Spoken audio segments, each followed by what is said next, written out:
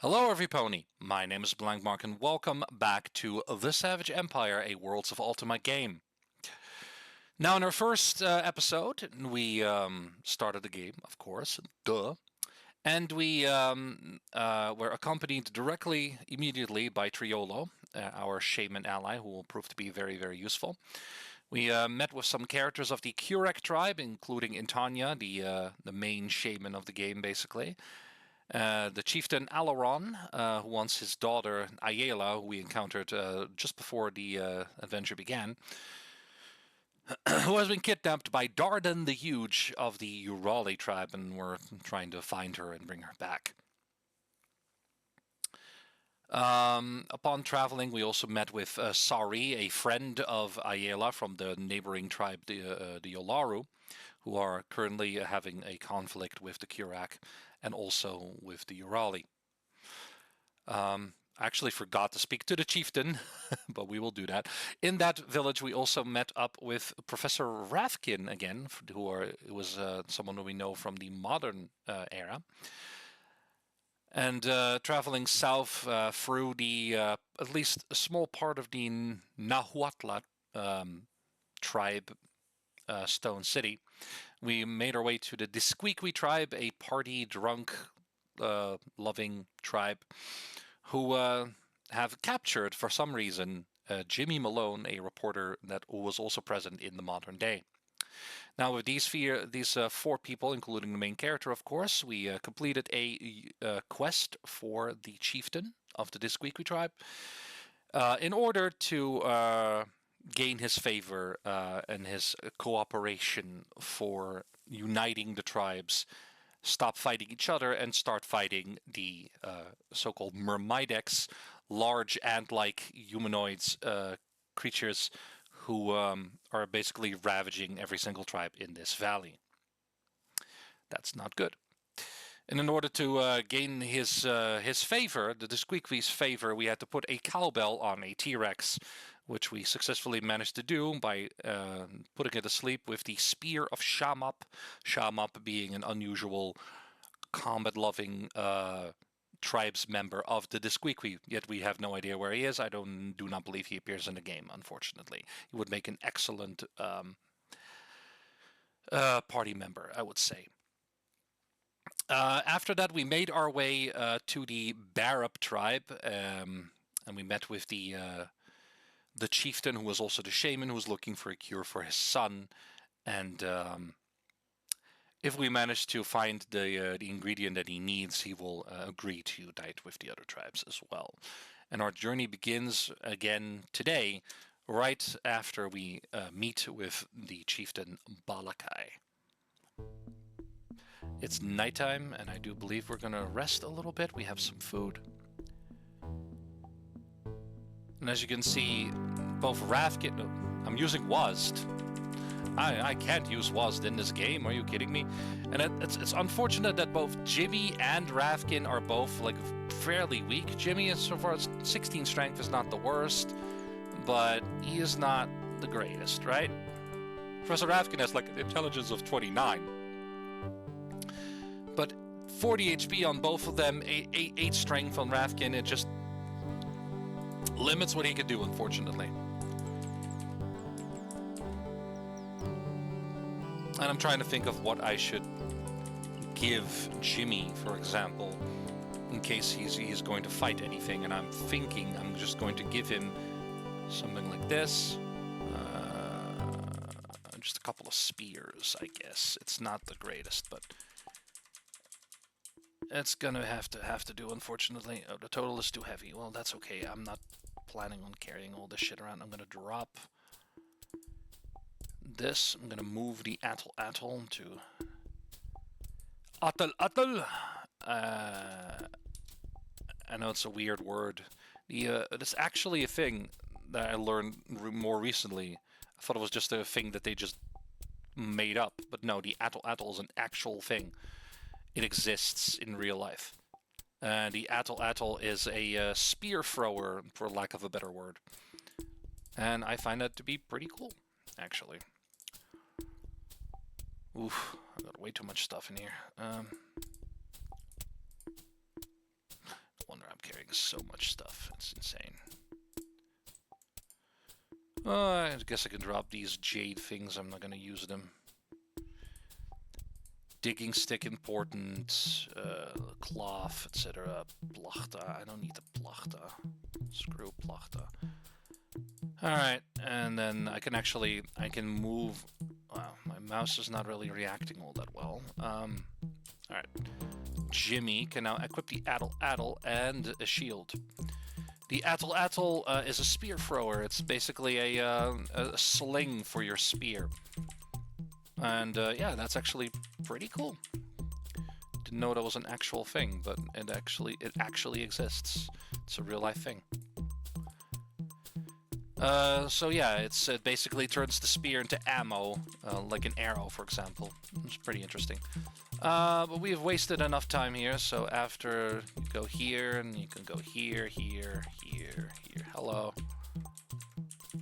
And that is something up there, is something that you're not supposed to see, but yeah, that is a very special thing. This is a teleportation pad. I don't know if you can even see it. Look, you see a floor, the floor. You see a floor plate. This is a teleportation pad. And while I would love to use it right now, and I probably should, I am going to ignore it for now. I'm going to try and make my way over to the west to meet the Sakura. And if I can, at least. And up there you see a blue boulder. That is part of a story. That story involves the mad shaman known as Toparu. Apparently Toparu has been in a magical battle with Balakai of the Barab tribe. And Balakai convinced Toparu that he put his daughter Nakola, Balakai's daughter, Nakola's brain, her mind into a. I have a big feeling this is a dead end. It is. God. He convinced Toparu that he put his daughter Nakola's mind into a blue stone, and then is like, I'm gonna do the same thing to you. Nakola's, acting skills convinced Toparu that happened. And now Toparu believes that his mind is actually inside of a blue stone, which can only be found in the area with the Sakura. Oh, that's the teleportation pad for the Sakura. That's where I have to be. That's actually a lot closer than I thought it would be. Well, now I gotta find out my way up onto this base I hear, because that's where I have to be. How do I find my way up there? I hope there's just some stairs here or something, or a ladder or something. Yeah, there it is. Thank you. All right.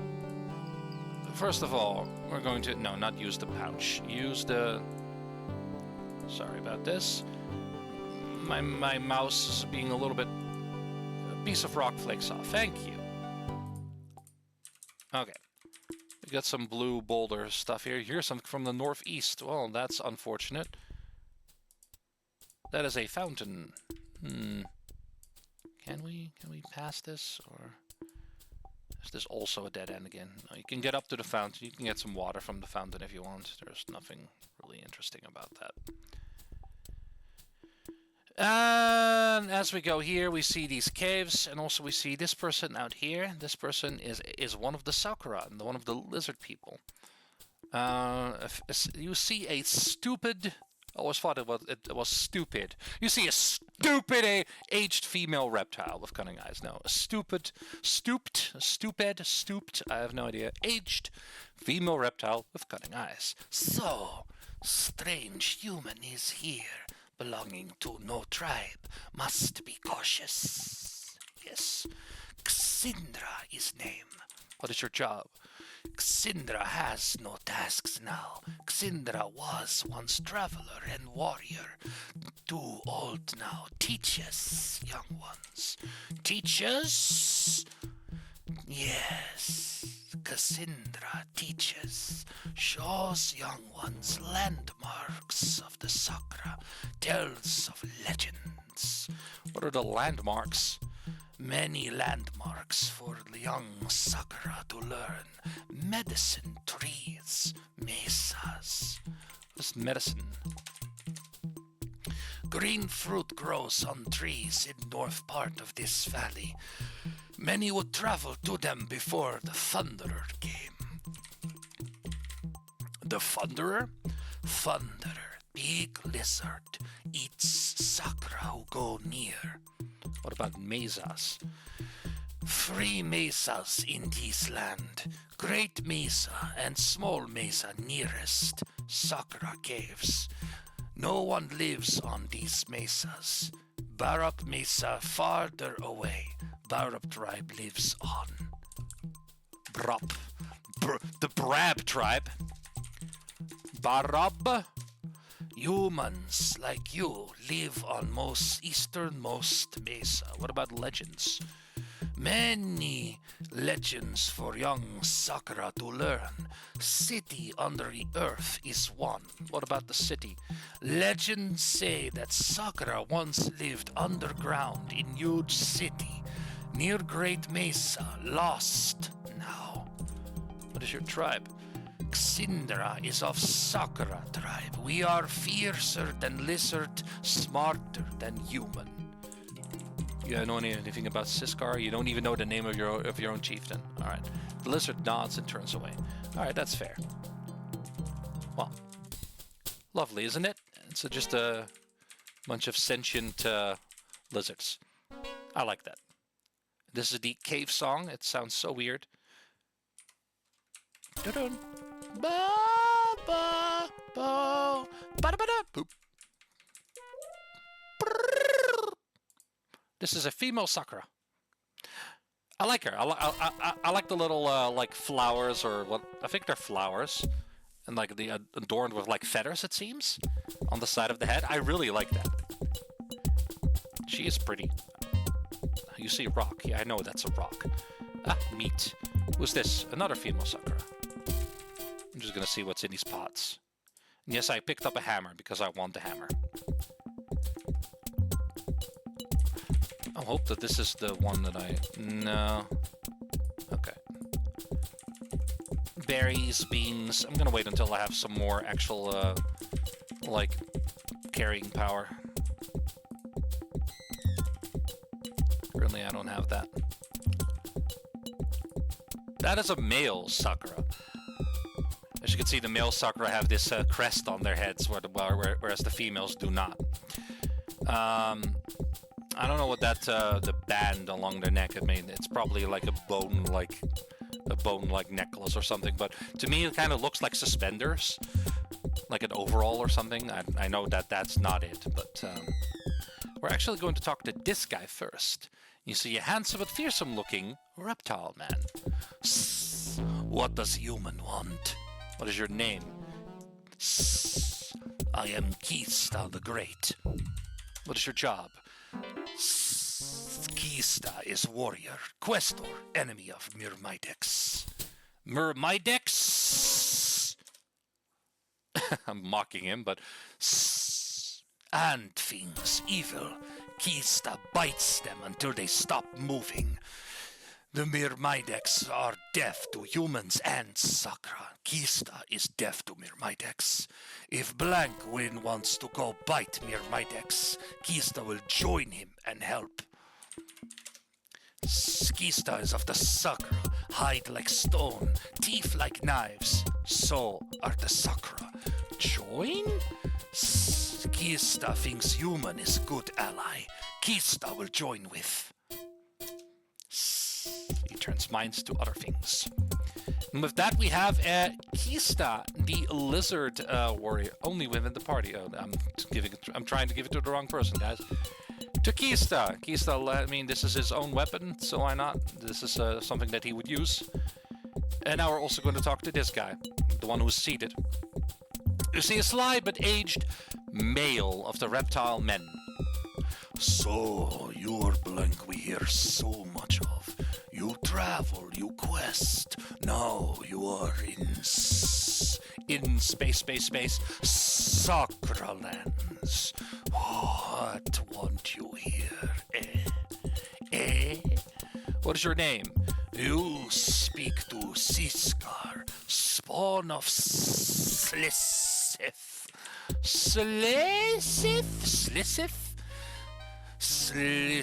Slisif was my sire. Mighty warrior, slew many Barab. Worms have him now.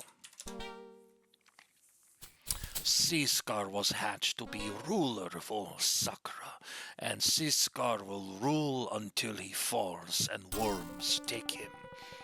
Siskar is also enemy of the Thunderer. What about the Sakra? We are Sakra, perfect race, hide like armor, jaws like death, descendants of the Kotol. What are the Kotol? Kotol, name of our kind when we live in city underground, have some power which protects them. Power? Oh, yes, Siskar has heard of Zipactriotl and the glow which protects him and Aztec king. Sakra tales speak of glow. Our ancestors from long, long ago had glow. They were called Kotol.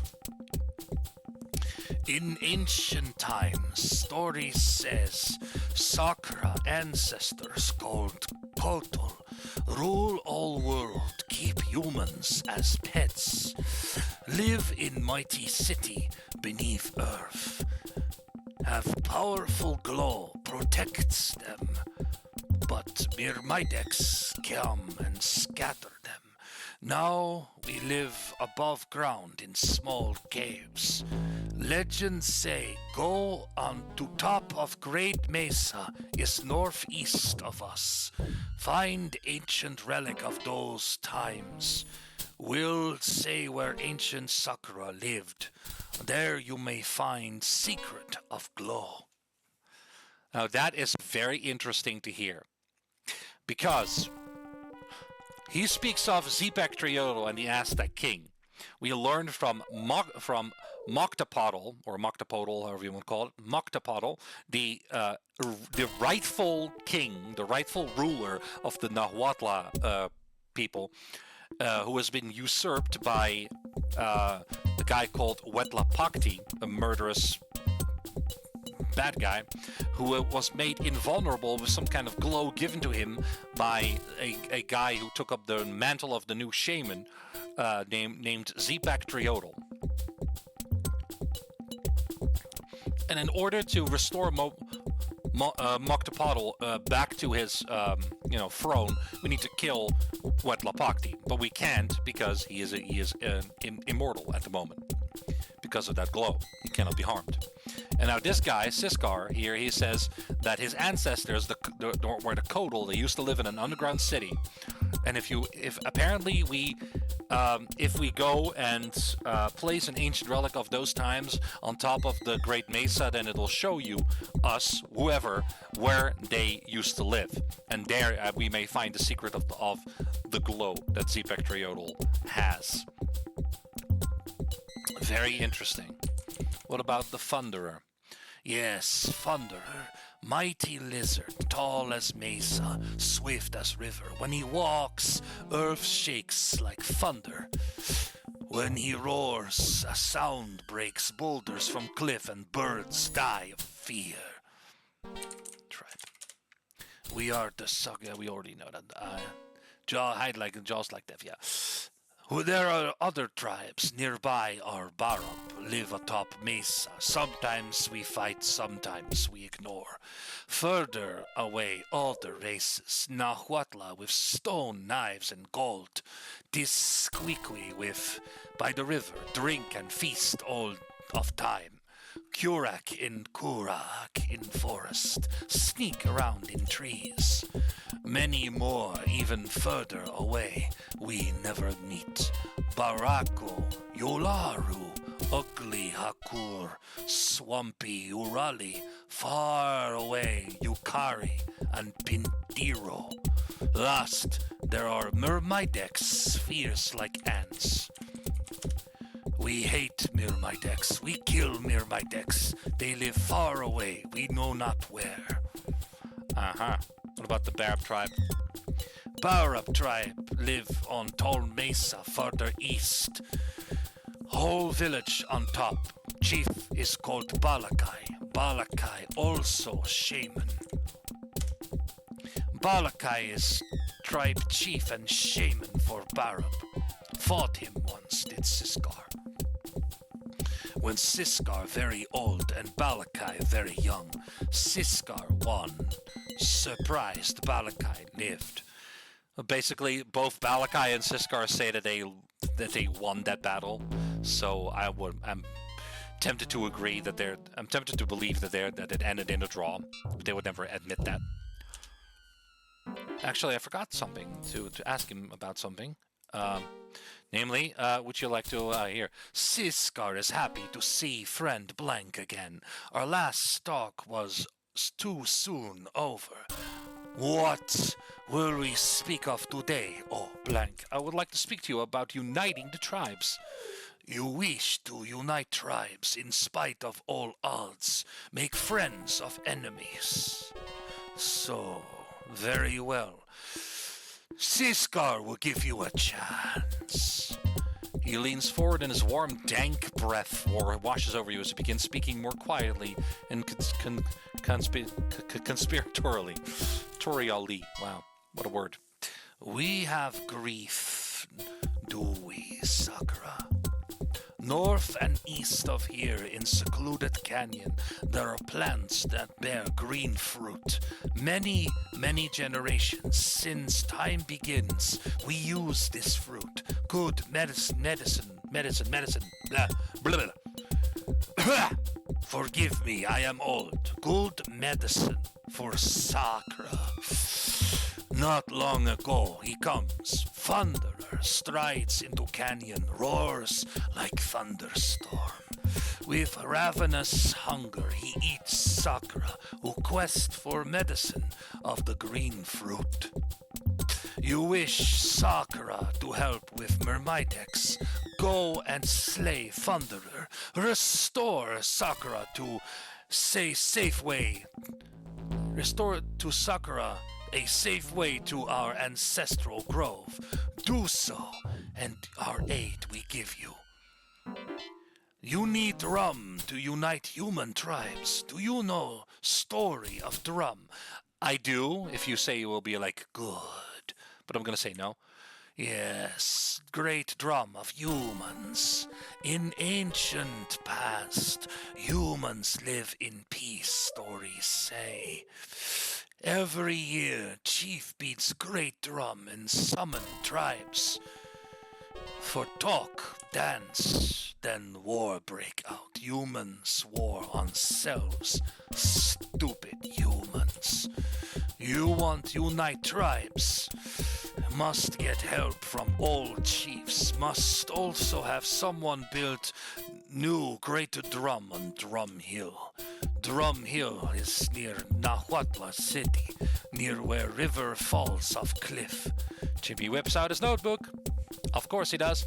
Don't strain your brain to remember that, Blankle pal. I'll just jot it down in my notebook here. Thank you, Jimmy. Yes, go. Too much talk makes Siskar wary. Alrighty then. We have the assistance now of a quest from Siskar, and this here is very important. This is a crystal garden, and if you use this with Rafkin in your party, you will be able to gain some potassium nitrate from this. Weighs almost nothing.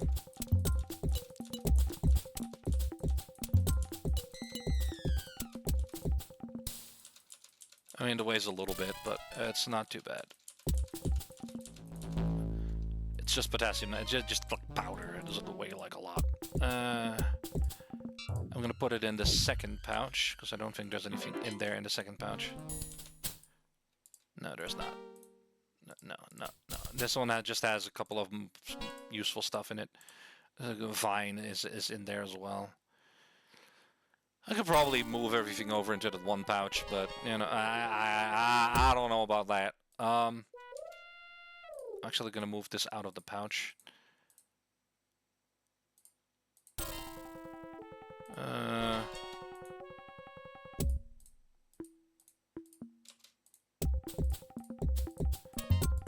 Alright.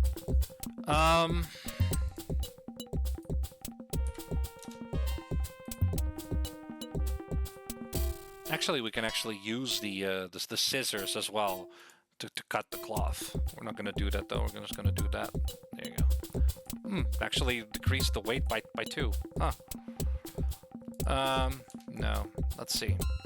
This one has the modern stuff in it, like the useful stuff. I'm also going to put the digging stick in there. I'm going to put the fishing rod in there. I'm going to put the bamboo in there. Oops, did I place the bamboo in the correct one? No. I'm going to put the bamboo in there, and I'm going to put the cloth in there as well. Yeah. These are quest items, so I would say that goes in the either the third or the fourth. Quest item goes in there, quest item goes in there, and this is just useful stuff. So the torches, the emeralds, they can be sold, they can be used for selling, and then the torches, and then the plachten, I don't really need that anymore. But yeah, that is basically the only reason why I had Professor Ravkin in the party. And now that we have Kista, we also have a full, like, party.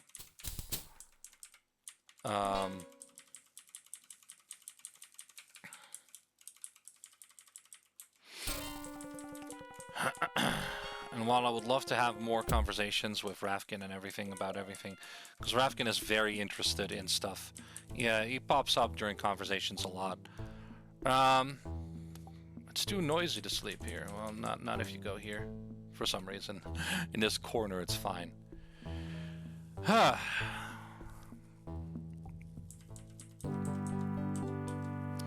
we don't have any food. Well, now we're going in here, because we're basically done here. And as you can see, this is a whole... One is inactive. The other ones are active. And this is also kind of related to where you are in the world. I'll give you a little bit of a spoiler. This one is actually located to the northeast of the Sakura and to the northwest of the Barab. We're actually very close to the Great Mesa that they were talking about. And all of these will lead to a certain area, depending on which it is.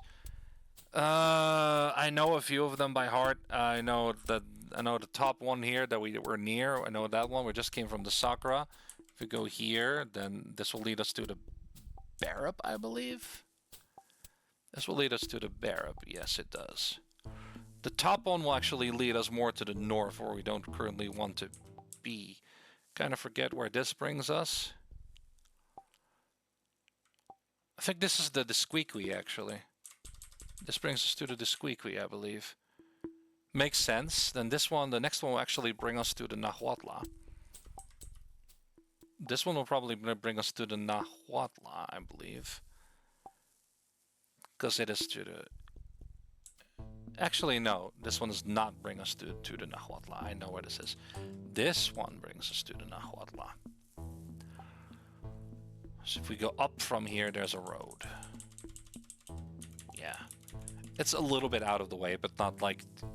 It's not too obvious, but it's not too hidden either. Ooh. Did you see that? In the corner there? That was a Myrmidex.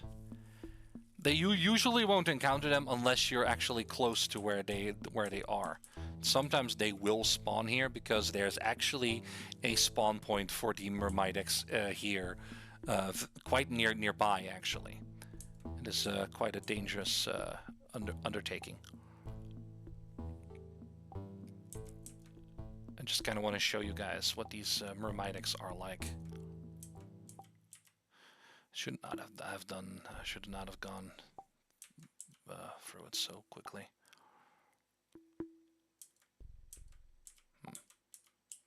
Well, we will encounter them again at some point, so don't worry about it.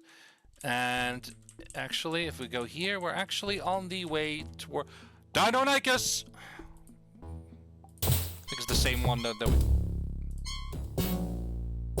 Wow. Not bad, guys. Not bad. All right. Let's let's have a little bit of a look at this guy. This is a Yolaro man. And probably also a Yolaro woman here somewhere. Hello? Yolaro woman. There we go. Nice. And from here we're going to actually go here, because I forgot the first time to go here. We've got a couple of emeralds here, nice. 117 gold and a pile of diamonds. We're going to talk to him. You see a lean, sharp-eyed, dignified black warrior. He says nothing but looks at you expectantly, waiting for you to begin speaking. What is your name? Abaddon. He indicates himself. Okay. Chief of Yolaro tribe. As Schweitzer knows. He points at Professor Rafkin. Oh, good day, great Abaddon. Be nice to my friend Blanc, for he is a very good man, even if he's a sloppy, forgetful, thoughtless, and poor student. The chieftain blinks impassively and turns back to you. Thanks! Thanks, Professor. Professor Rafkin nudges you. The chief knows well who I am, my boy, and he turns to the chief. By the way, your greatness, I will be traveling with Blanc for a while. No, my Schweitzer must stay in village. Perhaps you would prefer if I turned you and all of your warriors into tree toads. Schweitzer is ordered to travel with Blanc. Indeed. Yolaro tribe. Okay, he gestures around him.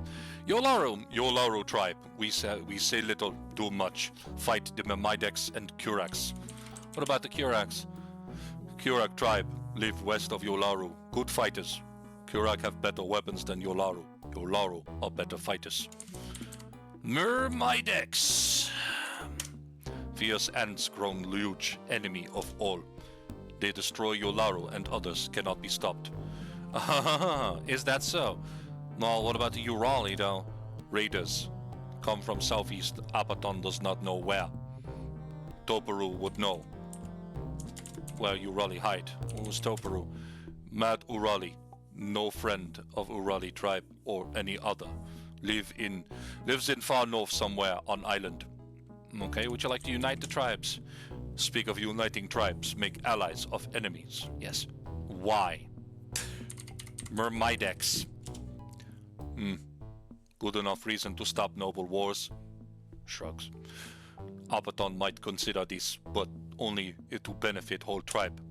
Yolaro once had master weapon maker in tribe, but weapon maker died in Myrmidek's raid. Now we make fewer, poorer weapons. To defend against Myrmideks, against giant lizards, Yolaro need weapons. He who brings weapons to Yolaro will earn friendship of Yolaro. Go to Nahuatl, who make fine weapons. Bring us 10 Nahuatl swords. Come to Abaddon with these weapons, and we speak again of uniting tribes. Then Yolaro will help against Myrmideks, not before. Jimmy whips out his notebook. Alright, weapons, got it. Now you've got me gun running. Got me gun running, Blanc old pal. Thanks a bunch. He notes down Abaddon's demand in his notebook. Alright. He turns away from you, because he doesn't give a shit. Alright, Rafkin. Yes? Who? He just spectacles looking at you absentmindly. Oh, it's my old friend Blanc. Hello. What about this Schweitzer? He looks sheepish. Yes, that's what the Yolaro call me. They offered me to make me their shaman. I said I'd rather be I'd be their Schweitzer instead. I was referring to Albert Schweitzer. He was a missionary in Africa, doctor, writer, musician, a remarkable man. But the Yolaro took it as my title, Schweitzer, a special sort of shaman. I didn't correct their misapprehension. Oops. That's all right. That's all right, Professor. That's fine. Well, there are a few things I want to do. One of them is definitely go to the Yolaro, to the Nahuatl to get the swords. And there's also some other things I want to do. And kind of, Professor Rafkin kind of has to be with us for that. So let's just do that. Uh-oh. It's a snake, everybody. Ow. Well, didn't even start combat because it grazed me instead. You again! It's like the third time I've been fighting this guy. Leave Professor Rafkin alone. combat is a little bit clunky in this game, but hey, whatever. It's not the main part of the game. I want to go north there so badly, but not yet. There are 2 more things I want to do with Rafkin in the party, and other than that, I don't really care. But to do that, we need to go back towards the Kurek tribe first. Luckily, we're fairly nearby, so we don't have to worry about it. And oh, look, it's an Ankylosaurus. It's just passive. We don't have to fight it, but we will.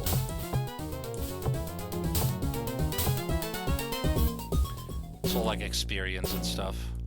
Not that it matters in this game, though. I will say that. What other dinosaurs can we encounter? Well, let's see. I saw an Allosaurus from a distance. We didn't actually fight it because it was out of range, I believe. We couldn't get there on foot. Well, we had the Allosaurus, which was actually very powerful. We got a Pteranodon, of course, the flying ones. They can actually fly over terrain, which is pretty cool. We already fought a Deinonychus and a Jaguar and a snake. The snake is poisonous. There's also a little rodent thing called an Alphadon, which is also poisonous. Which is not really a dinosaur, I suppose, but... We also have, of course, the saber-toothed tiger. We have the... what was it again? We can encounter an Eohippus, which is like a little horsey. There is which is not hostile, just like the giant sloth. There's the Ankylosaurus, the Metrodon. We can encounter an Apatosaurus, but it is more of a passive thing than it can't even be killed. There's also baby Pteranodon. There are cave bears for some reason. T-Rexes, of course. We've already seen one of them. I'm trying to rack my brain over it. Triceratops. Stegosaurus. Ooh, I'm trying to think. Plesiosaur or Ichthyosaur, whichever. I don't remember which one exactly. And there was a, I think they call it a plesiosaur, but I think it was more of an ichthyosaur. And a giant turtle. And gee, what else can you encounter? Myrmidex, of course. And the serpent woman. Serpent woman is so weird. Yeah, it's like a naga. It's like an upper half of a human woman, and there we go. And then we got tarred cloth strips. Everybody, tarred cloth strips, which is why. And they also placed the saber-toothed tiger there to be like, okay, this is dangerous, but also you can get a hide here. Well, we already got a hide, so it's fine. Doesn't matter what kind of hide what hide you pick, as long as you pick it. Ooh, here we go. Everybody, this is Professor Rafkin's laboratory. And here we're going to find some very, very useful things indeed. Not everything is going to be equally useful. There's a key and a skillet. I have no idea what the key is used for. Probably nothing. Skillet is not really used for anything either. But here we find probably one of my favorite things in the game. Also one of the most useful things in the game. A little bit of a clay pot to get you started with the grenades. You got a bucket here for other stuff. You got a wire screen here, another modern hammer, a fire axe, another wire screen, a pair of scissors, another camera, a bucket, a mortar / grinding stone, etc., etc. So this is all very useful stuff. Now, the rifle, of course, we can keep it out here, and over here we have 30 rifle bullets, and then we have a empty pouch that we're going to give to somebody. I have no idea to whom. I would say we give the empty pouch to Triolo, because he doesn't really, yeah. Meat to Triolo. So, let's see, third. That's a key item over here. Okay.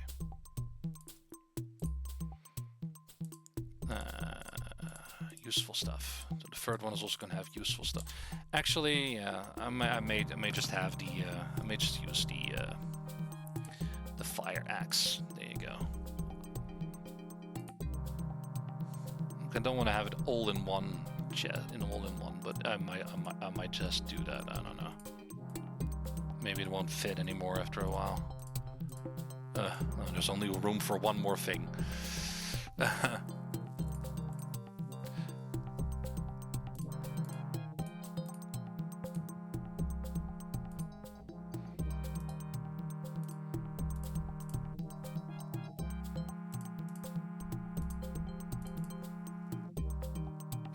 Right. So, I'm also going to... Wait a minute. I'm also going to speak to Professor Rafkin about something. We're just going to move this out of the pouch. Move this out of the pouch. It says you can do that. What?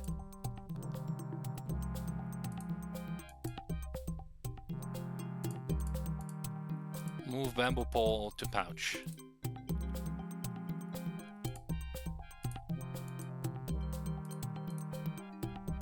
What do you mean I can't do that?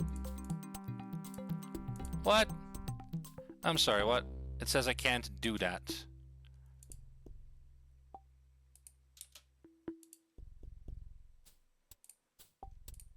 Might as well just drop these, I don't really need them. It says I can't move it out of the pouch, which is ridiculous, because why wouldn't I be able to move this out of the pouch? Doesn't make any sense.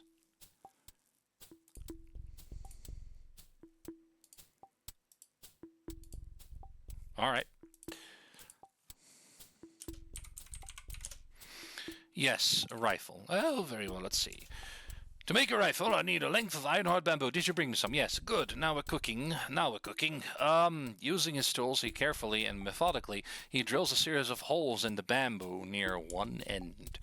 With bits of string, loose finishing nails, and other interesting goods from his pockets and around the lab, he mounts a small piece of rock on the pole near the hole. He mounts a small bit of metal on the short wooden rod, and that attaches to the middle of that rod so that the bamboo pole, the middle of the bamboo rod to the bamboo pole so that the metal can swing into contact with the rock. What we end up with here, he explains, is a sort of primitive shingle-shot flintlock. To use it, pull this trigger so that the other end strikes the flint. A spark will ensue. The spark will enter the pole through this hole here and ignite the gunpowder which you will have packed into the tube. The gunpowder will propel your bullets and voila, you have a functioning rifle. There, he looks up from his task. Your bamboo pole is transformed into a lethal instrument of destruction. He hands back the transformed bamboo. I do not manufacture fully loaded rifles, of course. I assume you know how to make ammunition and load firearms. So now we have a bamboo flintlock here that, unlike the modern rifle, can be used by anybody, including Kista and any other Triolo and any other tribal members, tribal people. Thank you, Professor Rafkin, for giving us a primitive single-shot rifle, in addition to the modern rifle that you can see on my person. And that is indeed going to be, well, it's almost going to be the last bit for Professor Rafkin.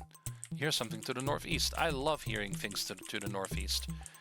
Where is it again? It's here some... Oh, hello! This is a cave bear, everybody. Don't be alarmed. It is just... It can dish out quite a bit of damage. But luckily, I can take care of it from a distance with Triolo. Okay. Now, there's something very interesting here that I'm going to show you. I think it's like here. You see grass, right? Get, grass, nothing. Now, watch this. Oh, did they remove that? Something is getting damaged. Well, I'm hitting it with Rafkin. Rafkin has no strength to begin with, so I don't have to worry about it. It says just attack grass. So weird, because something is getting damaged. And if you damage it enough, it doesn't actually do it, it disappears. I don't know if we've done that now. But that's very interesting, because I remember from the original version of the game that I had, which is not this like GOG version, is that when you hit that spot with anything, it will say attack with you attack it with a with your weapon, and it says you attack something you shouldn't. And I have no idea what that is. I can't find any information on it online either. It's probably just a little Easter egg. Maybe it's relating to the other Ultima games, or maybe it's just absolutely nothing. I have no idea. Or maybe it's something super important that I have no idea. But there's no way to know, because there is no, like, there's nothing you can grab, there's nothing you can see, there's nothing you can take or move. Ah! Oh, hello! See that, guys? That is an Allosaurus!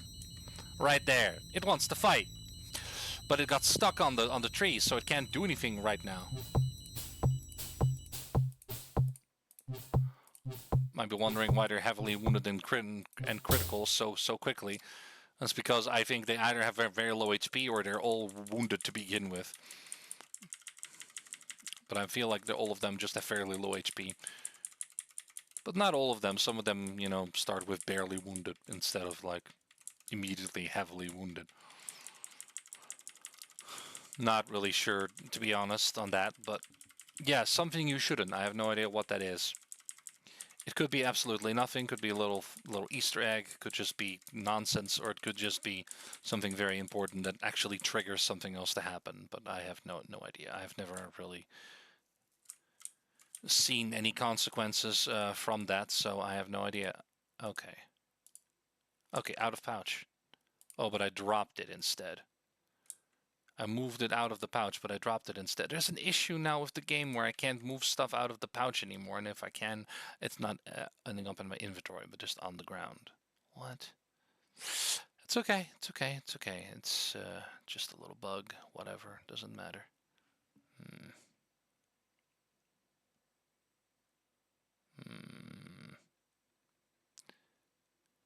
Well, it's so quiet though. Not even a song. Just so quiet. Fun, isn't it, Keista, traveling with... Oh, God!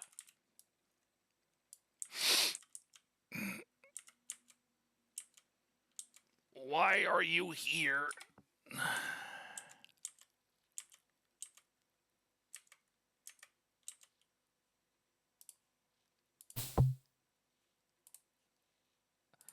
Why are you here?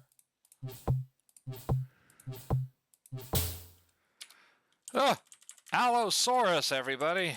Oh, forgot they could spawn here too. Two Allosauruses?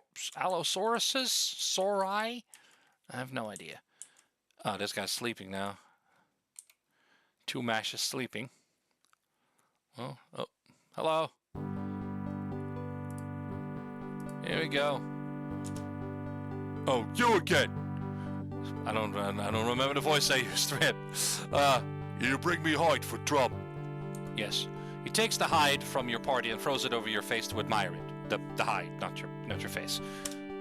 Not bad, he says, with an endearingly whiny voice. Not bad.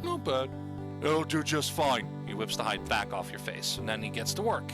Moving with incredible speed for one so erratic and round and erratic, he sets up several bones into a round framework, soaks the big hide, stretches the hide across the frame, and lashes it down tight. Should be perfect. It'll sound better if you let it dry for a while, but you can beat it now. Okay. We now have the great drum. Up there. Great. Ooh, I need to really remember these voices, because I'm feeling a bit stupid right now. But that's okay. I forget voices, especially when the character hasn't shown up for a bit, and I'm like, what was his voice again? Like, if I do something more more often, then it gets cemented into my system, where it's like, oh yeah, this character has this voice, but it's gonna take a little bit. Like, oh yeah, what was it again? I'm not gonna stop in the middle of this to listen to a voice clip of listen to the episode where I did the voice. I could do that, but whatever. Okay, we're now going to the Nahuatl city. we've done two things. So, yeah. Now, before we go anywhere, we've got an Aztec man over here. A lot of these people, these characters here, or these men, are actually warriors, and they actually will attack you if you talk to them. Because you're the intruder, so they will attack you, unfortunately. So I'm not going to do that. Oh, actually, I forgot. I have a letter armor here that I can give to Kista, which I should do. Kista's like a special one where he has a lizard man, like avatar, or paper doll or whatever. But he just counts as a tribal member. It's fine. All right, so we can talk to a couple of people here, and one of them here is this guy.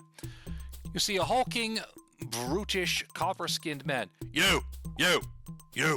I wish to speak to you. Do not turn away! I'm a prisoner here. You are an intruder here. We have something in common. Both ignore the laws of Huitzilopochtli and Zipactriotl. What do you want? Name. I am Kipotli. Kipotli the Fierce, Kipotli the Red, Kipotli the Slayer, Kipotli the Untamed. Jimmy whispers in your ear. Kipotli the Redundant. What does he say? He says that you're redundant. Bow when you speak my name! Screw you. What do you do here?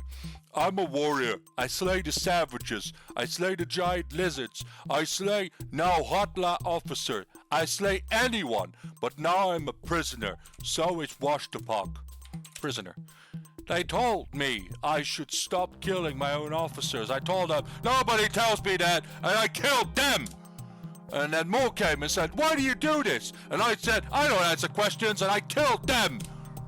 Then Mo came with nets, and I couldn't kill all of them, so now I'm here. Now you're here. You have to free me. What about Washtapok? Washtapok, the shaman? Yeah, he's here near me. Find solid door with no window. You won't want him. He is weak. I am of the Nahuatl, but you're obviously a murderer and a prisoner. What about Zipactriotl? I do not care about that. Okay, bye. No, you can't go away. You must free me.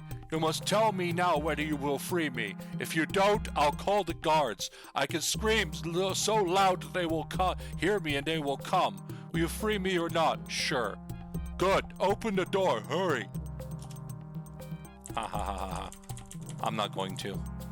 I'm going to open this door. Hello. And we meet with this guy. You see an elderly man in rich Aztec-like garments. He looks at you narrowly. You are not Nahuatl, nor of the other tribes of the Valley of Iudon. And if you have broken down my prison door, you are certainly no friend of Huitzilopochtli and Zipactriotl. What do you wish of me? I am Washtapok. He pronounces it Washtapok. Job. I was shaman to the Nahuatl. It is who interpreted the will of the spirits and related their wishes to the Nahuatl. I was deposed by the spirit mage Zipactriotl when my king Moctopodl was banished. What about Moctopodl? Moctopodl is the true king of the Nahuatl. He is a stern but just king. He does not have the strength to defeat the magic that protects the Zipactriotl and Huitzilopochtli. Perhaps no man does. He is now in exile, eluding the soldiers who hunt him. Yeah, we've met him. Shh, don't tell anyone. Huitzilopochtli is the new king of the Nahuatl. He disposed of the old king, Moctopodl. He is cruel and horrid. I was until recently the shaman in the king's palace, but not long ago. A being called Zipactriotl came. He was protected by a glow of great power. No dagger, spear, or arrow would penetrate it. He cowed the nobles and warriors, said that the spirits had sent him to command them. I argued against him. He persuaded many fickle warriors to rise up against me and the king Moctopodl. Moctopodl is swift and escaped. I am old and slow, and I was captured, and as you can see. The other tribes, the lesser tribes, are these. There are the Curak, the Yolaro, and the Disquiqui who live near us. The Curak and the Yolaro are savage but noble, while the Disquiqui are mostly wastrels. Far to the north are the Pindiro and Barako, who live in the plains. Far to the southwest are the Barab, who live up top a tall mesa, while to the southeast are the Yukari, who live near the volcanoes. Somewhere to the east, we don't know where, live the Urali. They ride mighty lizards, and recently they raid us like the Myrmidex do. Then there are two races that are not truly like men. The Hakur, to the southeast, are nearly men, but bent and brutish. The Sakura, far southwest, are lizards who walk like men. They are not men at all. And Kista behind us just crosses his arms and just goes, "We will agree to disagree. Unite. I would truly think it would be possible to unite the tribes against the Myrmidex, but it would take a very great hero and would have to persuade each tribal chief to help him." Well, we're on that. So don't worry about that. We're gonna do that. All right. You have anything to say about the Myrmidex? The Myrmidex are evil beings like ants grown to the size of men. They kill and carry off our people. We fight them, but they always come. I think that if all the men in the valley, both the great Nahuatl and the lesser tribes, were to unite against the Myrmidex, we could beat them, but it has never happened. Fare thee well, Blank. Return here if you ever have another request of me. So we're just gonna ignore Chipotle. He sucks anyway. If you free him, he's like... I'm gonna tell you now, if you free Chipotle, he's just going to be like, "Oh, thank you for freeing me! Guards, kill them!" So yeah. Don't waste your breath on Chipotle. Oh, arrows. Very useful. 1 arrow. Wow. Can't you give me more arrows? Nope. 1 arrow is all we have for you. Jesus. That is so useless. Okay, fine. So now you know who Washtapok is and what his deal is. Okay.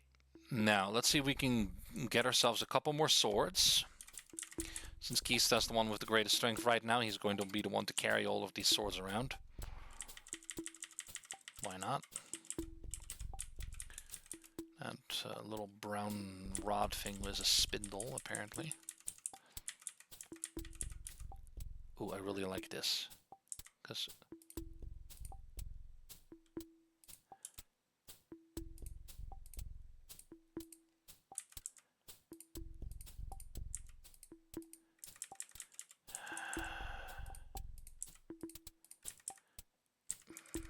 I think it is possible, though. There was something, at least in the version that I remember playing, that you could either get this mat... You can move it to the side, like move it up, because there is like a blood stain there, and it is actually a corpse of a man underneath the thing. Like I like Washtapok. Here you can make clay pots, for example. That's really good.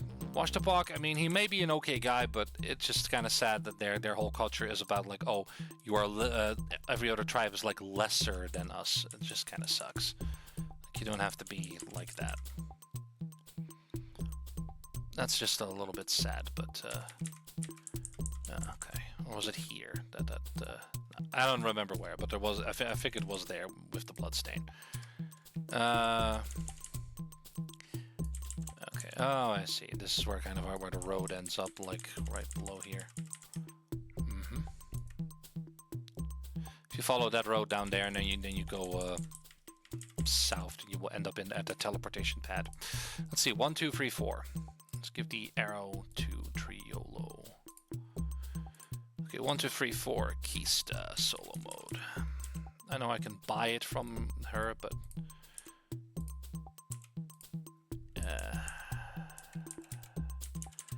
okay, I need more swords. 2 more swords. Not while foes are nearby.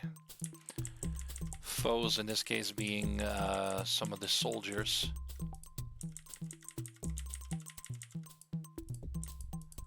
some of the soldiers, and also, honestly, also Wetlapakti. He counts as an enemy. Even though he won't like outright just attack you like that, he still counts like an enemy. So this guy, for example, I'm pretty sure that he is one of the guards. So we're just gonna attack him. I know that's bad. As you can see, these soldiers here, they have a sword, obsidian sword, and they also have a something called bark armor. Bark armor is weaker than leather, unfortunately.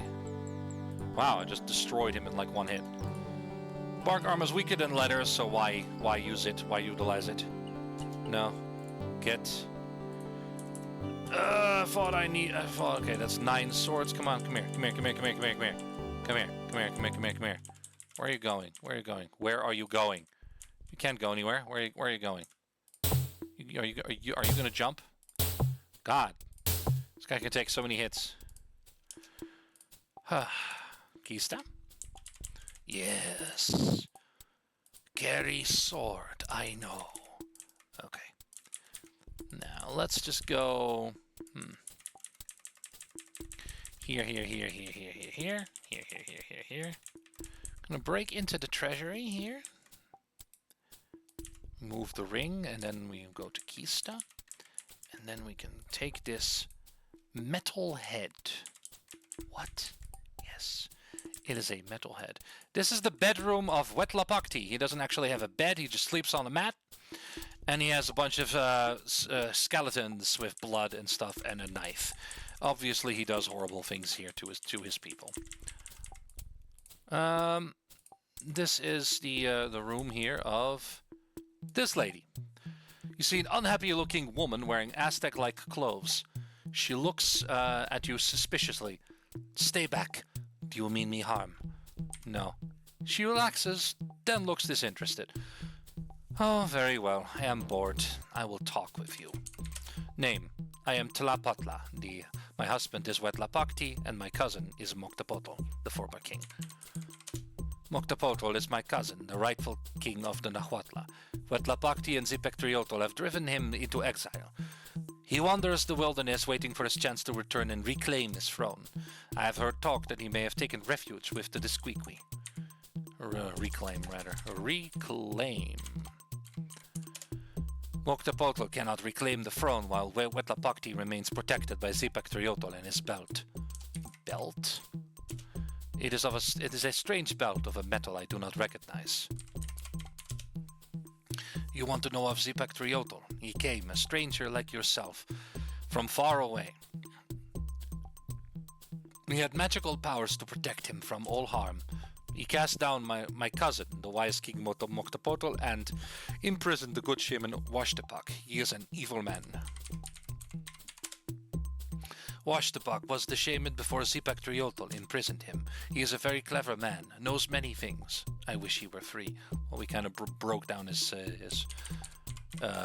prison door. So what about Wetlapakti? When I was young, I was married to Wetlapakti, a noble member of a noble family. But he became crueler as he grew older.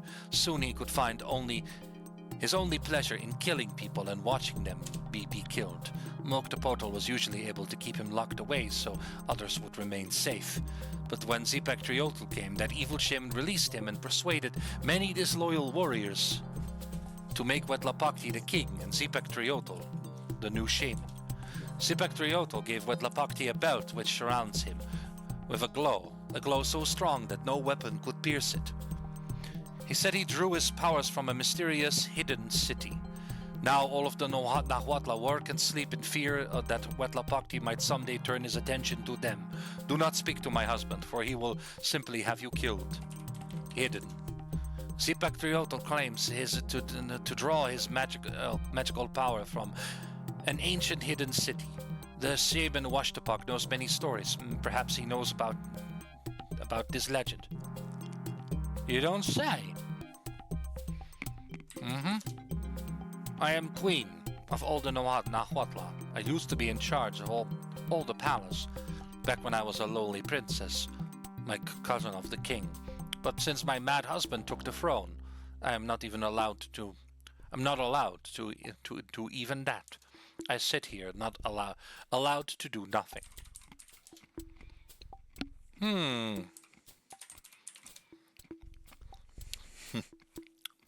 Okay. That's it. Very well. Leave me. She languidly waves her hand in dismissal. Okay. La la la la la.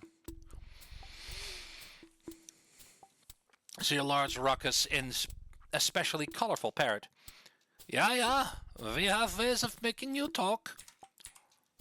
Excuse me? Please do shut up. You're driving me mad, Squawk. Mad. Ah! Mad. Mad? Mad, he calls me mad. Mad, he calls me mads. Fritz, there's no room in my plans. No room in my plans, in my world of the future, for a doubter such as yourself. Ah! I'll never allow you to see my city. Get out. Let the dinosaurs chew on your bones. And then Rafkin is like, good Lord, Blank, that's Johann Spector's voice. Spector? The parrot speaks in a different voice. We cannot easily say Spector. It is alien to our tongues. Ah! While you remain among the Nahuatl, where you will be known as Spectriodal. Ah! Who's the pretty boy? Eat the cracker, please. Eat the cracker, please. Ah! It seems the only job you are capable of doing, Fritz, is feeding your damned parrot.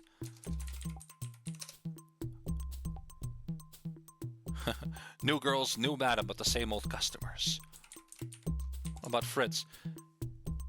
Ja, Herr Doctor, the underground city of Zikotl sounds most impressive, Squawk. But your plans, they are not entirely rational. They almost sound insane. And mad, he calls me mad. Interesting. Tribe. Yep. John Cleese. Yes, eat the cracker, Cleese. Well, thank you, John Cleese. Yeah, shut up. Just shut up. Okay. 1, 2, 3, 4. 5, 6, 7, 8, 9, 10. Okay. Yeah. And here we see the glowy boys. We have Wetlapakti here on the throne. I do like that it's even animated in the portrait here. Like wee wee wee wee wee wee wee. If you talk to him, he will just get angry and he will kind of get off his throne and kind of run around a bit and just smack the floor just because he's mad. And he will call the guards and you will have to run away and stuff. The other one, however, is Zipak Triodal, and he's wearing glasses. He's indeed a stranger that came from far away. Let's have a talk with him. You see a lean, dark-bearded man with shrewd eyes. He speaks to the party in perfect English. But honestly, I feel like he is actually German, so I will give him a German accent. My worst German accent. Dr. Rafkin, how on earth did you get here? Astonished, Rafkin replies, Dr. Spector, I presume? Yes, man, of course I am. Now tell me, how did you get here? Rafkin frowns, obviously put off by Dr. Spector's anger. Well, I was performing some simple experiments on that black stone that Blank brought here. Dr. Spector grabs you by the shoulders and shakes you. Quick, tell me, do you know how to get back out of this forsaken valley? No. He slumps back, looking defeated. Then you are useless to me. Useless. What do you want? What is your name? I am Dr. Johann Schleiman Spector. The natives call me by the Nahuatl equivalent, Zipak Triodal. Nahuatl. These people you see around you are the Nahuatl, the Proto-Aztecs, I believe I would call them. I believe they were brought here to this land from Central America sometime in the distant past. My former occupation is that of archaeologist. I'm currently the shaman to these Nahuatl people. I tell them to shut up and worship me and the king. I also give permission to those who wish to speak to the king, Wetlapakti. And my next occupation, I will be the savior of earth, bringer of peace and paradise.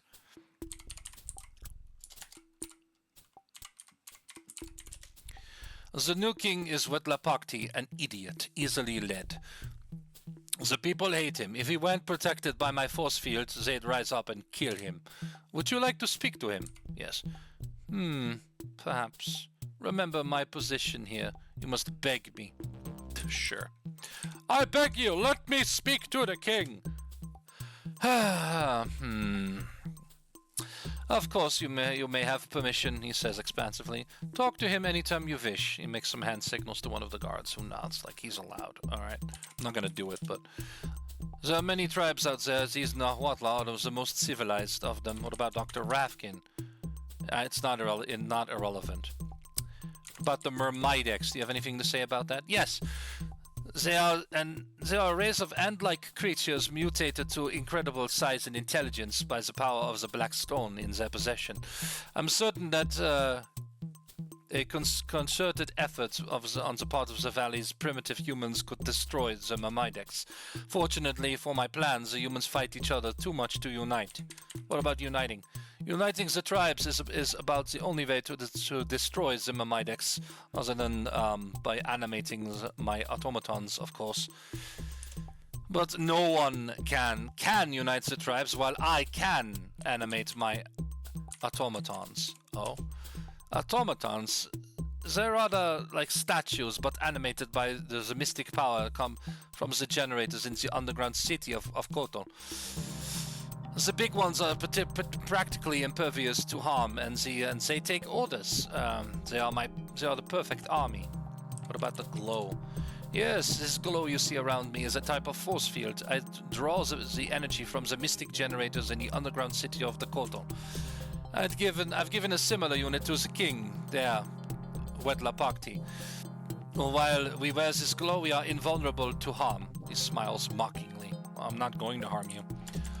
What about the Kotal? What about Hidden City? The underground city of the Kotal. It's... He eyes you narrowly. Don't bother asking me where it is, how to find it, or what it is. It is my secret, and you cannot have it. What about Fritz? Alright, well, what about your plans? You want to hear about my plan to bring paradise to Earth? Yes. Not long ago in Germany, I came into the possession of some curious stones. They were black and cracked like onyx, exposed to a sudden great heat, but they weren't onyx. They were a power source, an amazing amount of hitherto unknown form of energy was packed into those stones. As I studied them, I began to have new thoughts, new sensations. I knew that if I could command the power of the stones, I could become the most powerful being on Earth and bring wisdom of my fair impartial leadership to all of the world. But when I experimented with the stones, trying to tap into that power, I was transported here.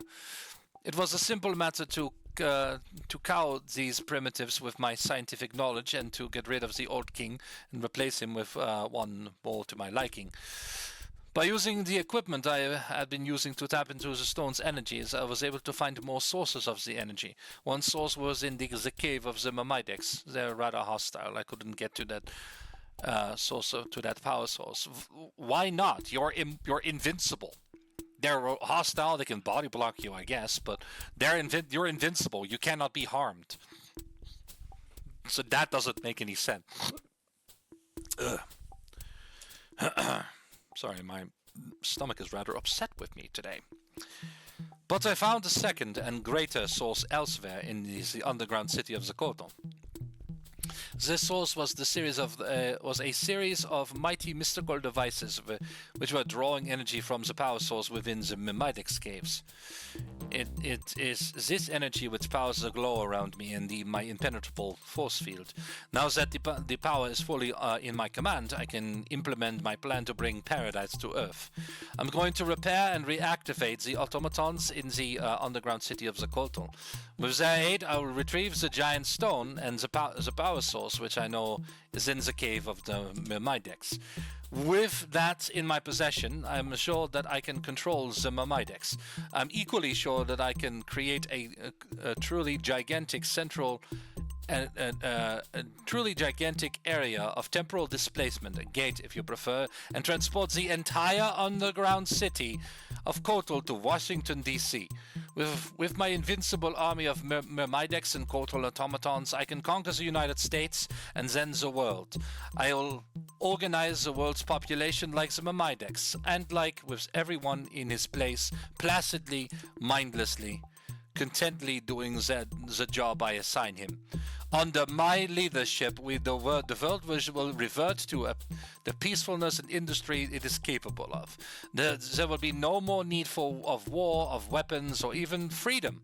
Where everyone is happy, where everyone is happy, freedom becomes an obsolete concept. So, what do you think?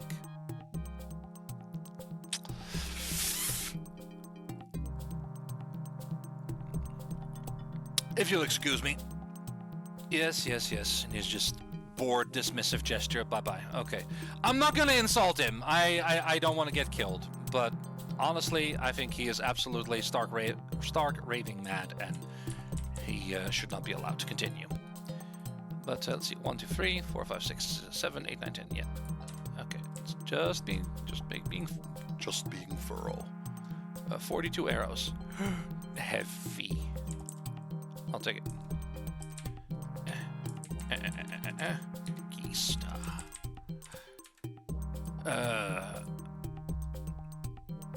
The thing about this game is that you can do all of this in any order you want. So there's no like set like, oh, you have to do this, then you have to do it in this order. You can do it however you want, which can be a little bit of an issue sometimes. Not issue, but like because this is like an open world. Basically, you can just basically do things whenever the hell suits you, and that's good. But it's also a little bit confusing sometimes because you're like, where do I go? What do I do first, etc. It can be a little bit of a pain sometimes, but it's all right. It's not the end of the world. So we've met with Zipactriodal and Wetlapakti. Zipactriodal being Dr. Johann Schleimann Spector of the from Germany, and he is he apparently has to do with the underground city of Kotal. And for that we actually have also heard about it from Siskar and the chief of the Sakra, and now we're also going to, apparently Washtapak knows about it, so let's have a little chat with Washtapak. Didn't know that, but let's have a little chat with Washtapak. He should still be here. Kapotli doesn't matter. I don't think he's just going to initiate conversation, so that's good. I'd like to speak to Washtapak. It is my friend and rescuer, Blank. I am glad to see you again. As you can see, I have kept out of the sight of the guards here and remain free. I mean, the door's wide open, but okay. What about the city of Kotal? What about the glow?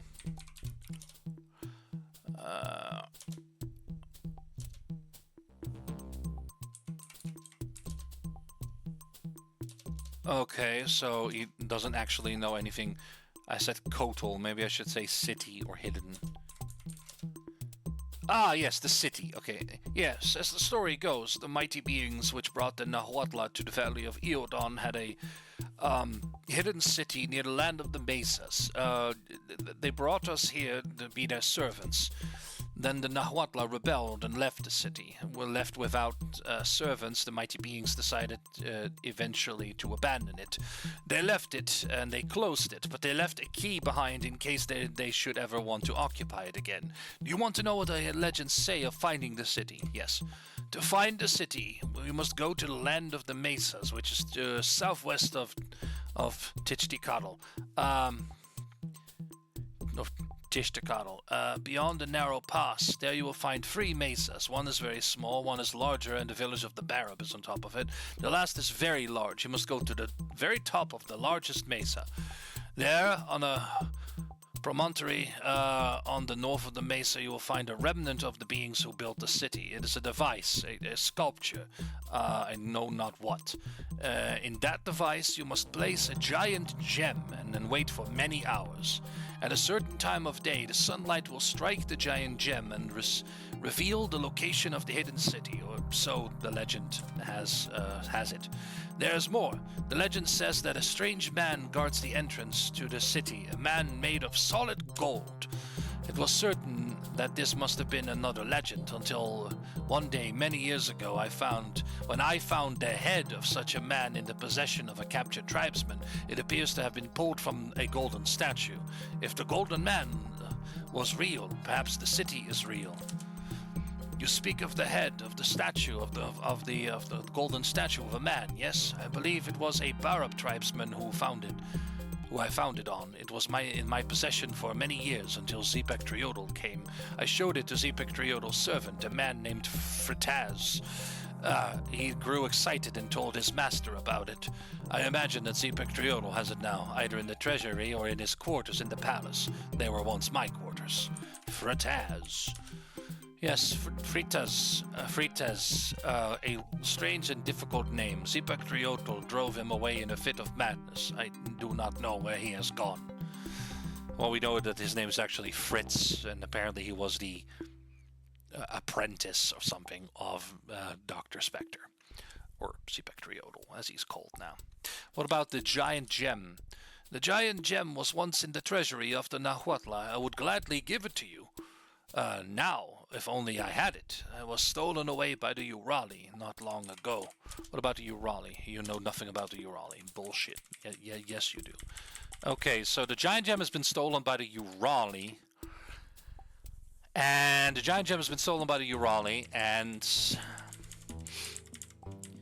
the head of the golden man of the city. We have that in our possession here, as you can see. As Kista currently is carrying this head. Oh, this is the rear of the palace, actually. So we have found in the treasury of the Nahuatl the golden head. Unfortunately, the giant gem is not here. Well, we'll get to it when and if we find the Urali. Okay, so with all of that said and done, quite a bit of dialogue and talking and same thing, dude. Right, dialogue and traveling, a little bit of combat here and there. It's all great and all good. We made the drum. We asked to unite with Siskar. And we still haven't even discovered most of the things yet, but let's not let that stop us. Oh, hey look, a Triceratops. Hello, sir. Would you like to... Boom? Ow.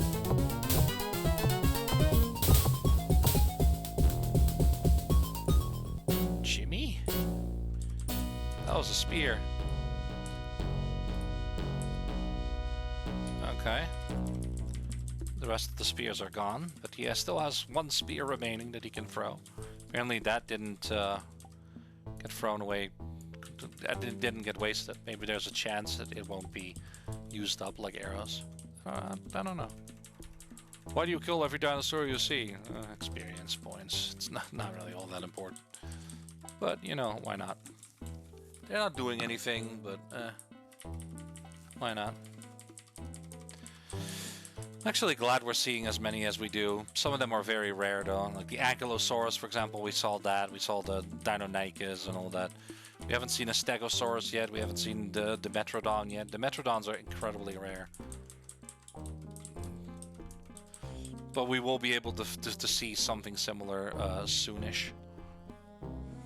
No, not soon. Oh, hey! Jimmy has a dream. He chases the free animals through the jungle. A bear, a jaguar, and a monkey.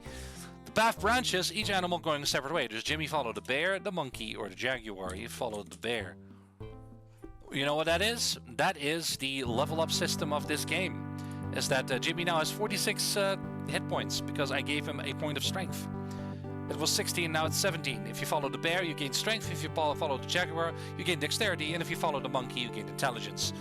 And because Jimmy is very low level, he was only level 2.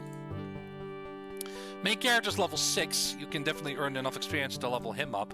Triolo is level 7, and he requires way too much XP. Ravkin, I've never actually leveled up Ravkin, but it's definitely possible. With only 1600 experience with level 6, yeah, he can definitely do that. Jimmy, however, starts at level 2.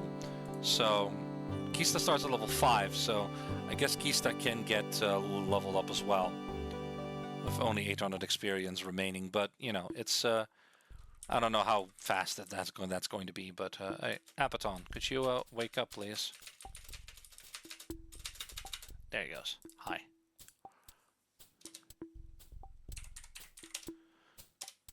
Has Black brought weapons for Yolaru?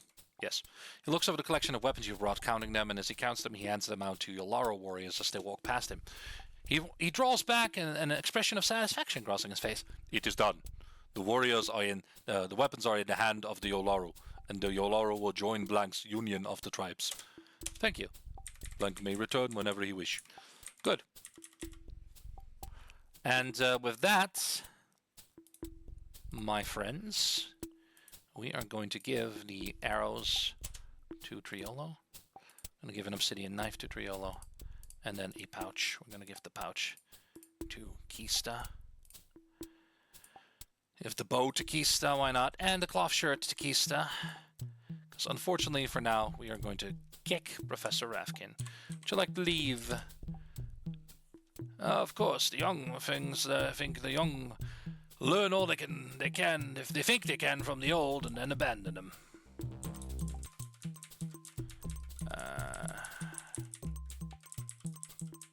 Just kind of walking around here a bit, I guess.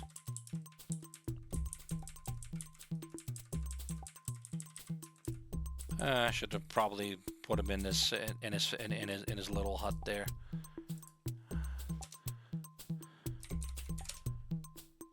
Okay. I'm just gonna put him in the little hut here, wherever he wants to be. I'm just gonna put him in the little hut. Not everybody is here. Oh, I know.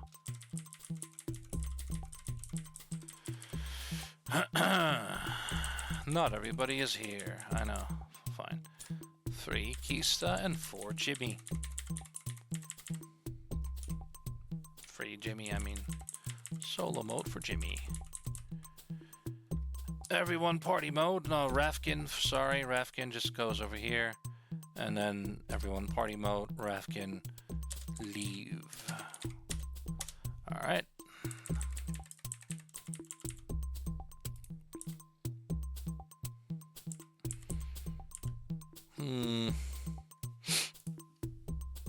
Instant Jimmy is carrying some stuff that I want to keep. The camera and the notebook for sure. The rest is not that important right now, so I'm just gonna drop the spear over like on the table along with the shield and the attle. I'm gonna move Mr. Jimmy. I'm gonna move him over here. Party mode. Talk. Jimmy.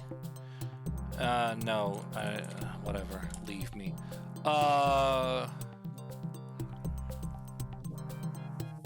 If I just leave you now, I'm sure the Chaplum's warriors will capture me. Can I just wait here? Yes. Thanks a lot. I'll be right here. All right. Yeah, if you say no, he's just going to go back to the Squeaky. Although I'm not really sure why he's so worried that they're going to capture him, because well, they're not that great. Well, we got 2 swords too many, I guess. It's just us now, just us, me and our 2 tribal boys. But don't worry, we're gonna have a little bit of fun with this. We're gonna have a little bit of extra stuff with this, don't worry about it. First of all, we're gonna go over here. Allosaurus, anyone? Oh, you hear something to the north. I love hearing something to the north. Let's do this. Where are you, you ugly... Pteranodon. Ow. Ugh! My poor health, look at that. Ow. Oh. I used the wrong one. I used the barrier one.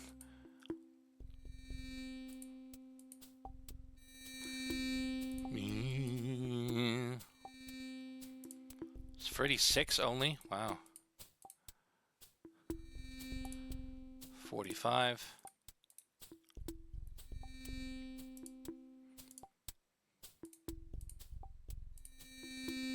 54.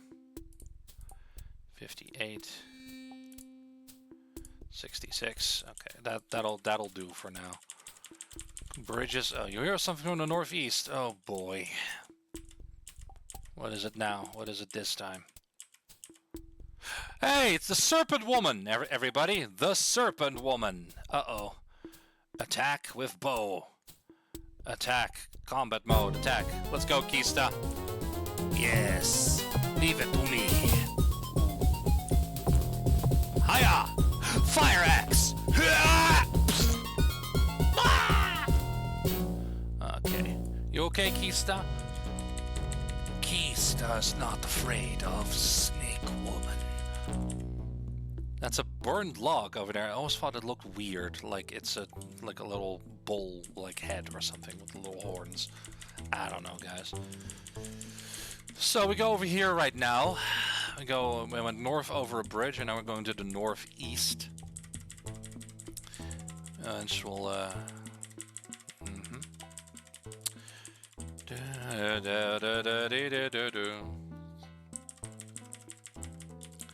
And over here we will find a man. Just a standard man. A ruggedly handsome warrior. Yes, Blank, he apparently knows us. Hello. What is your name? My name is Dokray. It is Dokray. Dokray is, of course, the Savage Empire version of Duprey from the Ultima series, the main Ultima series, just like Triolo is Iolo or Iolo, however you want to call it. We're still missing Shamino, but we will find him shortly. What is your job? Dokray quests across all the Valley of Eodon, fighting bad things like the Myrmidex. Eodon. He waves his hands as if to encompass all of the world. This land is all the Valley of Eodon. Dokray thought that Eodon was all of the world until Blank came from outside, so Intanya says. What about Intanya? Intanya is shaman of the Kurek tribe, but Intanya is far more. Intanya keeps his ear to the ground for all the valley, tries to keep wars between the tribes from coming too fierce, and tries to keep Myrmidex at bay. Myrmidex are ant-like, but are the height of men. They are the fierce warriors. It is not because they have any skill. They do not. But they are without fear and without pain. They come into the human villages and kill people, especially the weak and the young. Dokray hates the Myrmidex. But Dokray cannot make the tribes unite against them. The tribes fight one another, even as the Myrmidex move among them and kill them. The tribes must unite and fight the Myrmidex, but Dokray cannot persuade them to unite. The chiefs will not listen to Dokray. The tribes cannot unite until the chiefs so decree, but when Dokray talks to the chiefs about it, they do not listen. Dokray is a great warrior, but cannot convince with words. He shrugs. What is your tribe? Dokray's home is with the Pindiro, but Dokray visits many other tribes. The Pindiro.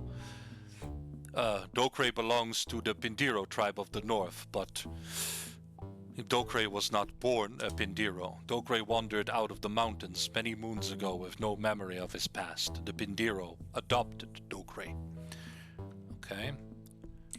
Just something very specific. Ask Triolo about that. Triolo? Triolo is the helper shaman of Intanya. Triolo sings to himself all the time. He gives a sly look over to Triolo. Badly, he adds. Triolo heard that! It's because they know each other. And Triolo, or at least Iolo, used to be... Iolo is a bard.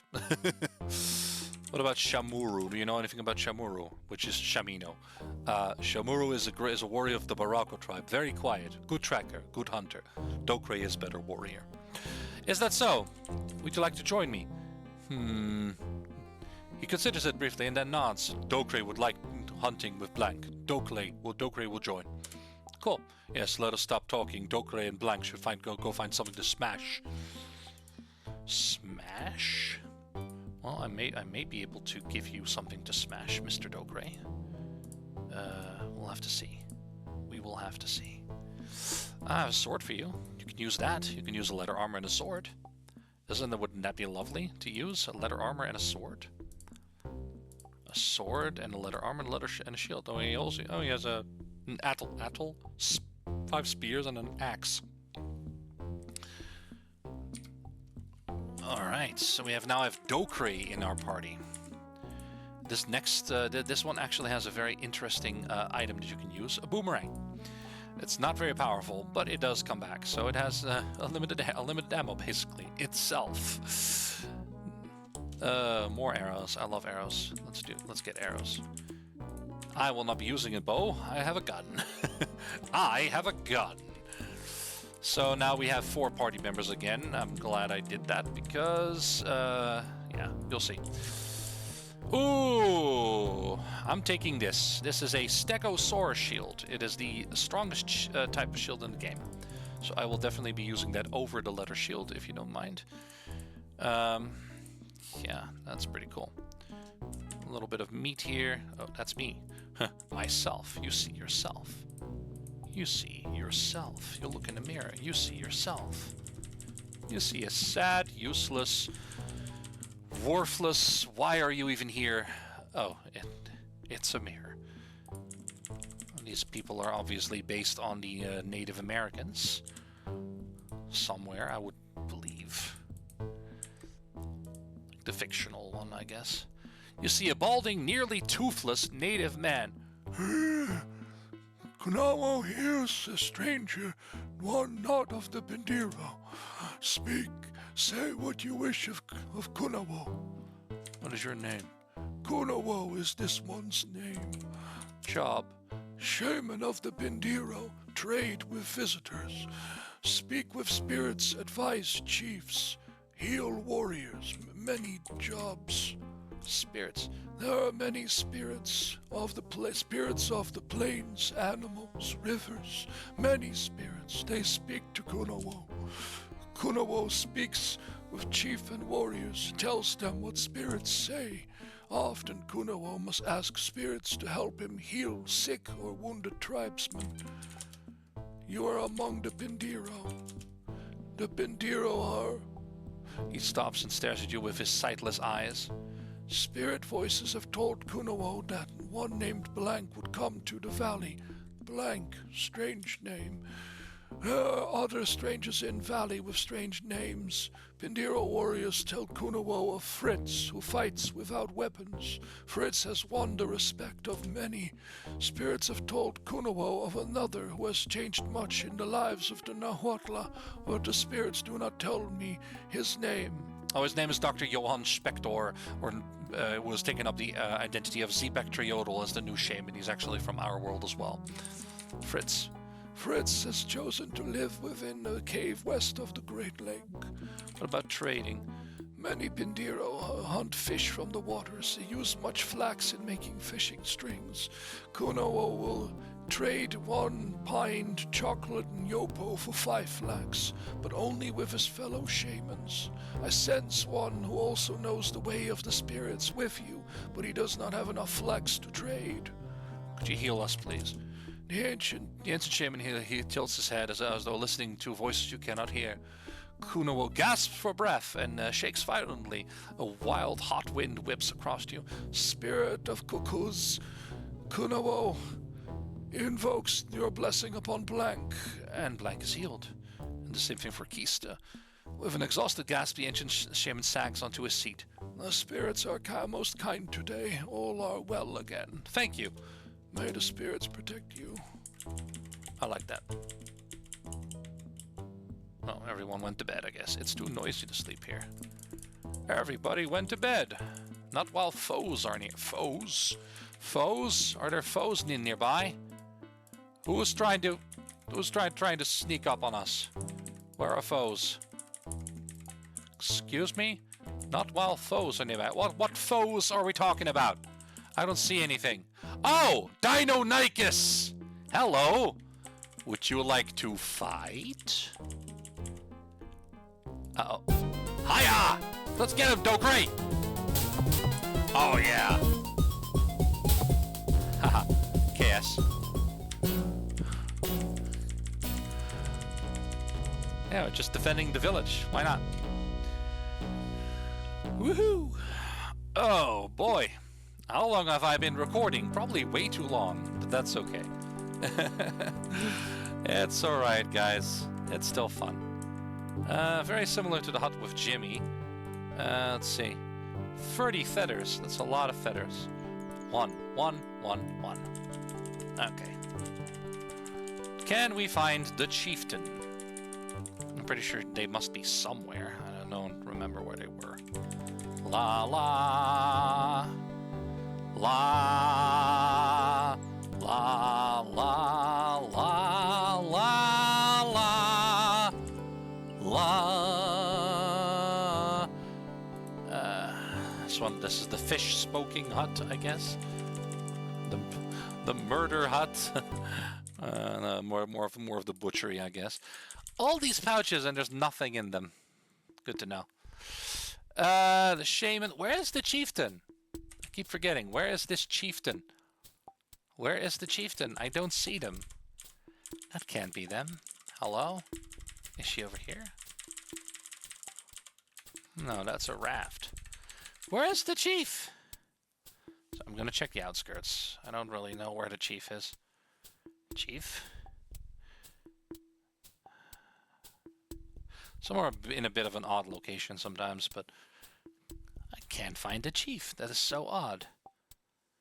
I don't remember where she is, but can't be that far away, right? There she is, in the hut. Where were you? You weren't there before. You see a sharp-eyed matriarch with graying hair. Another stranger. Word has reached the Pindiro that such a warrior roams the valley. What does the stranger want among the Pindiro? The stranger.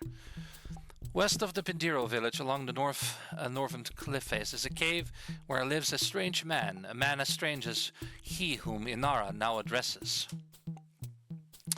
His skin and clothes are odd. He fights without spear or knife, but only with clenched fists, yet no Pindiro warrior can stand before him. The warrior addresses Inara. Inara is the queen of the Pindiro tribe. The Pindiros are plains runners. We live free on the open plains, hunting beasts of the field and fish of the water. Our enemies are the Baracos. Beasts. The Pindiro are the best hunters of the plains. The Pindiro warriors are strong and tireless. What about the Baraco? The Baracos live to the west and south. They dwell on the slopes of the mountain.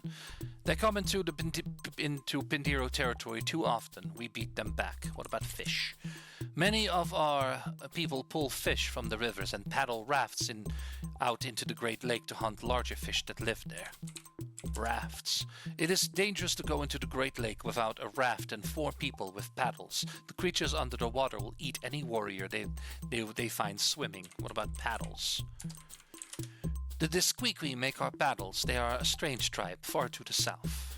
What about uniting the tribes? The strange warrior wishes to unite the tribes. This warrior has seen his mind laid low by the sun. Ha ha ha. Then she laughs at you, but then she thinks about it.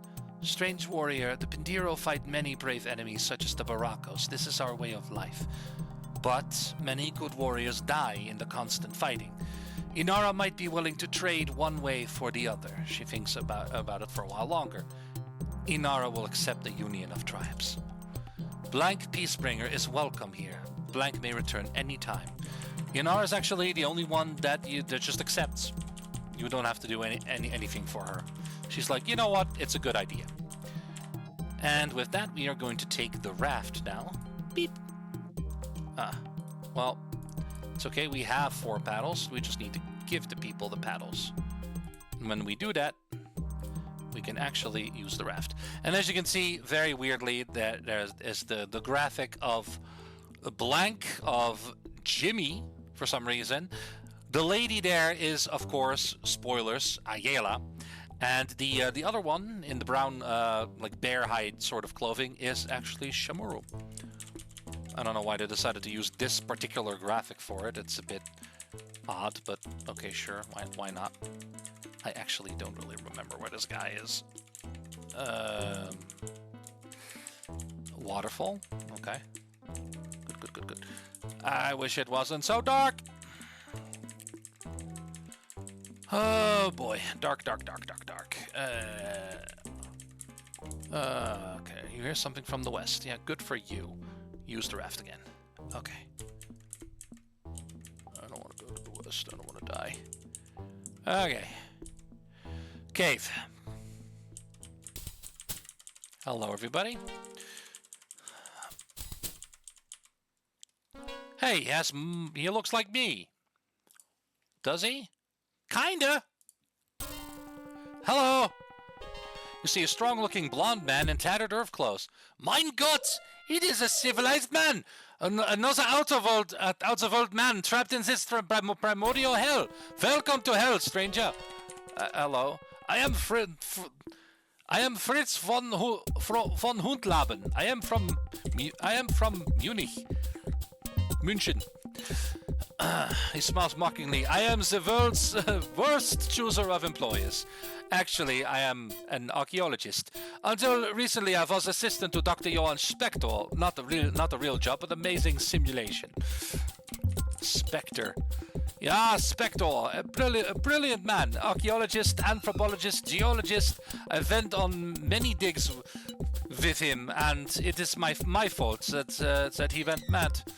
He sighs. I was on a dig in Guatemala. I found some rocks, black charred rocks, which I did not recognize. Much later, back in Germany, I showed them to Dr. Spector. Spector grew very interested in them. He said they contained interesting radiant energies. Wrote many of his colleagues about them. Anyway, I visited him one day when he had the stones hooked up to some sort of funny battery apparatus. He wanted to show what he could do with the stones now. He said they created strange ripples in the fabric of time and space. He surprised even himself this time. He began to channel power from the stones, and suddenly this black door, I guess it was, descended upon us. Brought us here, and gestures around, encompassing all the valley. Anyway, I did all the work trying to hunt food and protect us from hostile natives, while he tried to reverse the process that brought us here. But he gradually changed, stopped trying to escape, then started trying to track down the source of other energy emissions. One day he went away, and he was gone for weeks. When he came back with a mad light in his eyes and a thing he called a crystal brain. He said he had found this underground city far to the southwest, and this brain was the proof of the wonders he had seen. He had these plans to use the energies he had mastered to conquer the earth. So I told him that he was a nutcase, and he told me to leave. I ran away with all our supplies, ammunition, and the brain. And came here. The natives here seem to like me. What about the natives? Yeah, there are many native tribes in this vicinity. The Pinderos to the southeast of my caves, the Barako to the southwest, others to the far south. We didn't get along when I first came here, but I have convinced them that I am a mighty warrior. They don't know anything about boxing here. Now I am highly respected. Well, what about your supplies? Well, let me have a little look here. Yeah. So I've told you it's a long story already. I sure you want to hear it again. Yeah, I want to know the rest of your, what was it again? The brain ammunition. Ammunition. Yeah, I have some rifle ammunition in my cave. No rifle. Johann destroyed it when I called them ein fruitcake. Looks around and sees the rifle in your gear. I see you could probably use some. Please help yourself to it, but remember me if you find the way out of this jungle sewer. Cool, he actually sees the rifle in your pack and is like, yeah, you could probably use some. I didn't know that, actually. Interesting. Super old game, I played it so many times, and yet I still learned something new. I love that. What about this brain? Rummaging in his pockets for a moment, he pulls out a strange crystalline device. I have no idea why Spectre called this a brain. I asked him why he did, and he said a great many things that made no sense whatsoever. Here, perhaps you will be able to figure it out. He hands you the device. Would you like to join me? Nein. I will just stay around here. This way I won't run into Spectre again. Yeah. Glow, do you know that? About a city. Do you know about... Well, it doesn't really matter. Well, whenever you wish. It is quite a treat for me to speak to a civilized human being. There's a skeleton on a fire there. Yeah, cool. I found 20 cornmeal, and here you'll find a bunch of meat. And if you use the crate, you'll open it up and you'll get rifle bullets. 60 rifle bullets is too heavy. That makes sense. Arrows, we'll give that to Kista for now. We'll give a boomerang to Dokre. And the flintlock. 60 bullets. Okay, we have 90 rifle bullets. Should be enough, right? And a modern rifle is very powerful.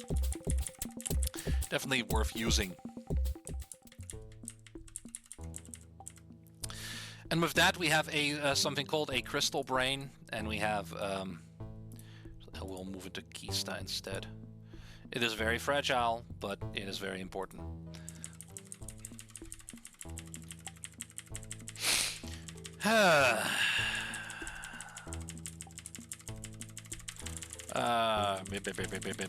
We have no idea where the hell we are going. That's okay. I think this is it. No? I may be going like past it now, I guess. Am I going past it now? I probably did. Or not. Did I go past it? Am I stupid? I think I am stupid. I think I went past it. Okay. Well, maybe not. I'll just follow this. I'll just follow this shore over here. I think that's like on the western side of the Pindiro. I think. Da da da da da da da. Da da da da da da. Here we go. And there's another raft there in case you lose this one. Here we go. And we're going to rest until sunrise here. And there we go. We've done quite a lot in this probably incredibly lengthy video. Sorry about that. There's just so much to do in this game that the videos are much longer than they are than my other playthroughs of other games. But I still hope you enjoy these type of long form videos where we just get a lot done. And I hope you're enjoying my stupid voices and the the gameplay overall. I don't know, guys. I like this game. If you want to play this yourself, you can easily get it on GOG.com. I don't remember if I had to pay for it, if it was just a DRM free, just a free game. They have certain games that you can get for free. Others, if you do have to pay for it, it's probably a couple of bucks. So, what's stopping you? Well, if you don't like this, I guess. Never mind. Thank you everybody for watching. Hope you enjoyed, and I will see you in the next video where we continue on our adventure through the Valley of Eodon. I should go find some food, I guess.